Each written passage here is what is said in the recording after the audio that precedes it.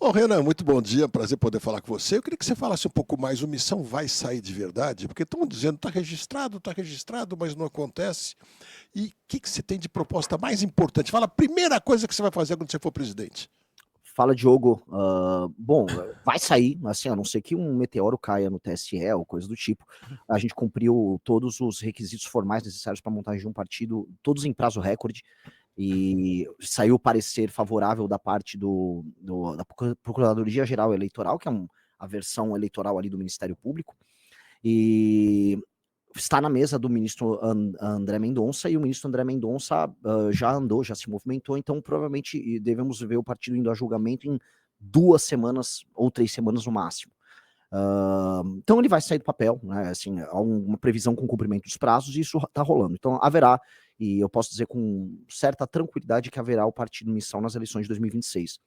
A principal agenda nossa, e a principal agenda que nós vamos discutindo hoje, é a agenda de combate ao crime organizado e retomada dos territórios brasileiros que estão sob ocupação ilegítima de facções e cartéis, a gente pode chamar do que quiser, e a desfavelização do Brasil. Isso, enfim, deu muito pano para manga nos últimos dias, e também a gente pode falar assim de uma correção de rota no orçamento público brasileiro, que vai indo para uma rota de colisão aí para 2007, 2028. Isso seriam, vamos dizer, 3 missões muito claras que um presidente deveria tomar e levar à frente no mandato. Ô, Regis, o que você tá bravo aí? O que é? Eu Não tô entendendo. não tô bravo, assim, porque todo mundo já sabe a minha opinião a respeito de política. Você não gosta de ninguém, Não, né? não gosto de ninguém. Aí vem todo com esses mundo. papos, aí não tem opinião pra nada. Posso fazer uma pergunta pro Regis? Não tem opinião pra todo nada, mundo, eu não gosto de ninguém. Ninguém tem projeto político, ninguém tem projeto de governo, todo mundo tem projeto de poder. E aí, quando eu vejo, por exemplo, esses partidos surgindo do nada, esses micropartidos, eu não acredito em absolutamente nada. Esses micropartidos, na verdade, surgem justamente para se poder fazer barganha lá na frente. Quando o rapaz aí fala de desfavelização, já está na cara que não sabe absolutamente nada, que a desfavelização é uma coisa que não é você estalar o dedo e fica todo mundo bonito. Então, assim, absolutamente não acredito em nada. Tudo bem, mas qual é a pergunta? Já entendi que você não acredita em nada. Regis, que você acha que política é tipo Coldplay. Vamos. Não.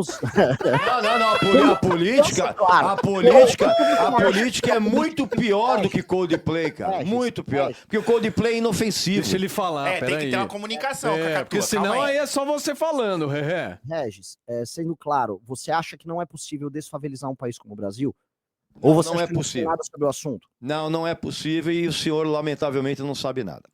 Então vamos lá, vamos começar. Você acha que não é possível por causa... Não houve experiências de desfavelização em outros lugares? Ou você acha que o Brasil não consegue desfavelizar? O Brasil não consegue desfavelizar porque simplesmente não há a menor vontade política para isso. Tá? Bem, Tudo isso é um discurso que é feito da boca para fora. Não, vamos lá. Simplesmente. Primeiro que é uma visão muito negativa sobre o Brasil, porque o Brasil já conseguiu alcançar outras vitórias em termos políticos, econômicos e sociais por muitas outras vezes na história dele.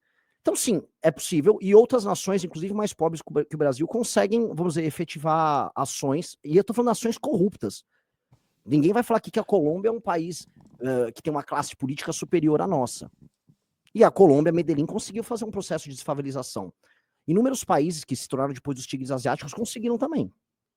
Você tem processo de desfavelização e urbanização, vamos dizer, minimamente regrada acontecendo em países africanos, da África subsaariana, e você não vai me falar que são países que têm uma classe política melhor do que a nossa. Então, no mínimo igual, vamos botar assim. Então, assim, é uma questão de vontade política, e sim, é possível. Até porque o Brasil não é um país pior do que esses. Então, eu acho que isso é uma visão muito negativa, meio Ô, Renan... Mas pera, deixa eu só terminar só raciocínio. Há como resolver essa questão. Sim, a gente tem no Brasil coisa de 16,4 milhões de pessoas vivendo em favela, dados do IBGE de 2024. Esse número aumentou coisa de 43% desde 2010. Então a gente está falando aqui em habitações ou habitações subnormais que, vamos dizer, estariam na monta, como é coisa de 2,9 pessoas vivendo em cada habitação irregular. A gente está falando em coisa de construir ou reformar coisa de 5 milhões de habitações. Tá? No ritmo atual de investimento do governo federal, você não vai conseguir fazer isso a contento. Para falar em resolver isso em 20 anos, a gente está falando do investimento total, sem contar a inflação, de quase 900 bi.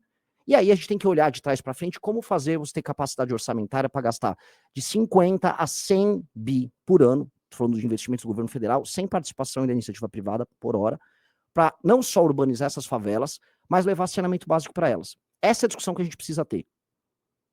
Essa é a discussão, Regis. Então, sim, dá para fazer, outros lugares fizeram, outros países mais pobres já fizeram, e a discussão que a gente quer ter, e a fundação do nosso partido, que é o Partido Missão, envolve isso, é sobre como levar isso a contento. Eu considero este o maior problema social do Brasil, porque resolver ele é um eixo estruturante para resolver todos os outros. Você resolve problemas ligados à educação, você resolve problemas ligados à saúde, você resolve problemas ligados ao saneamento básico, Sim. especialmente a segurança pública.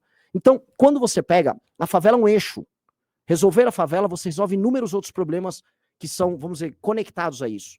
E aí a gente pode levar uma discussão profunda sobre isso. Talvez você não me considere uma pessoa que entenda muito sobre o assunto, mas comparado ao restante da classe política, eu entendo mais do que eles. Eu gosto desse assunto, eu me debruço, eu sou curioso sobre isso.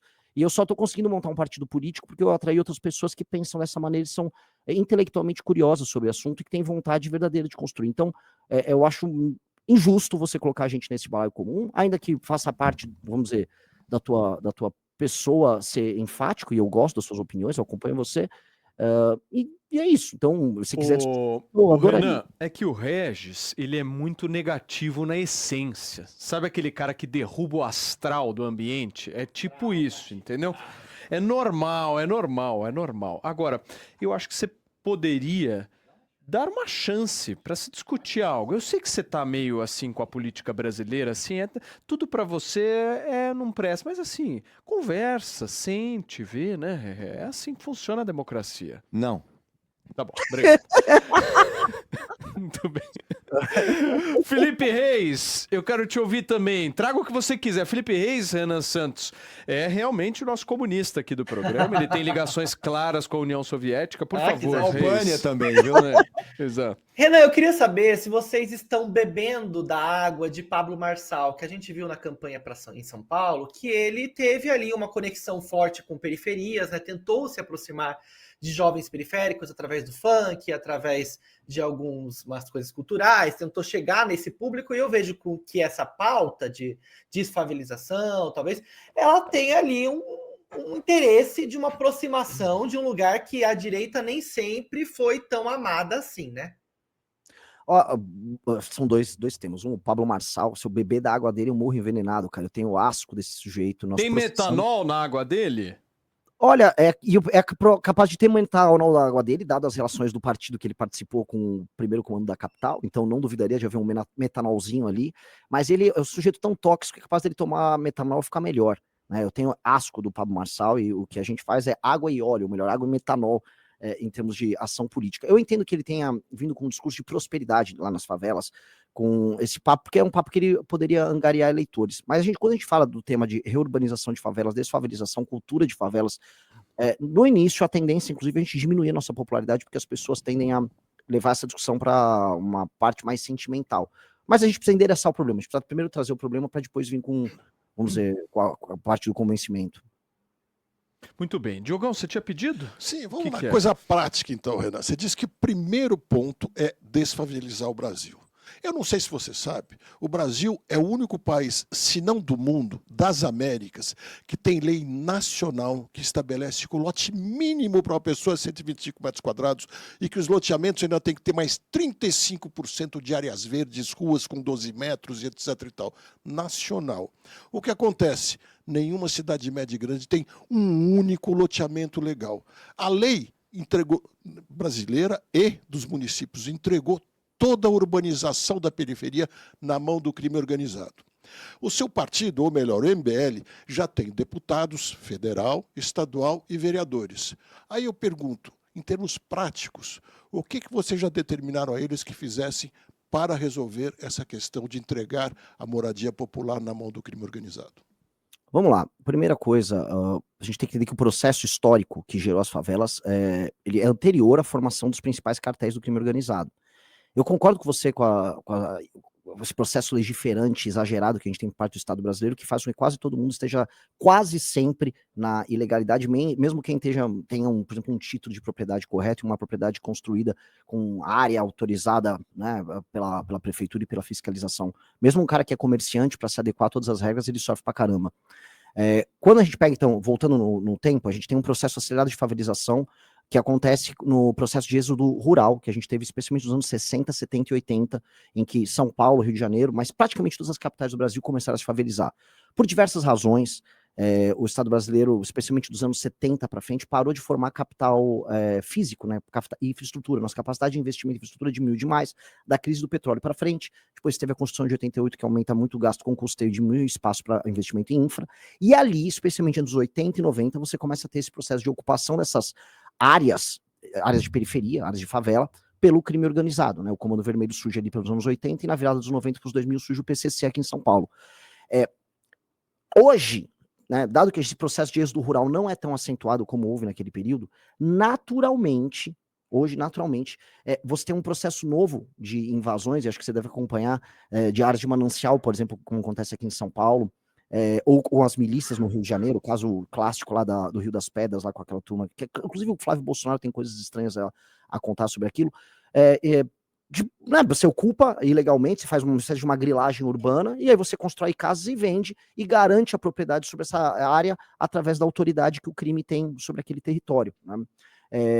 O que o MBL tem para fazer sobre isso é propor, aí sim, uma guerra contra o crime organizado, leis mais duras, para enfrentamento a essa estrutura política, só que do ponto de vista de infraestrutura e de urbanização, aí a gente teria que chegar ao Poder Executivo para ter realmente um plano nacional ligado a isso. A gente está discutindo internamente com o Kim para a gente tentar pensar um marco regulatório que venha a facilitar esse processo de reurbanização e impedir vamos dizer, esse processo contínuo que a gente tem de invasões de áreas tocadas como quase uma indústria pelo crime organizado. Acho que são as ações que a gente tem que tomar.